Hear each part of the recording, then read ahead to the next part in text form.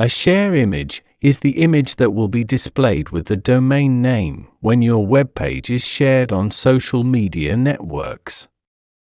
To add a share image to the web page, click on the settings icon next to the web page.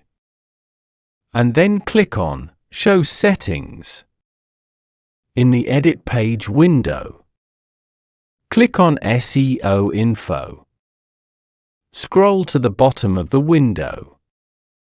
And next to Share Image, click on the empty camera block. Click on an image from the file manager and then click Select. The image will then be displayed as the share image for the specific web page. Then click Save.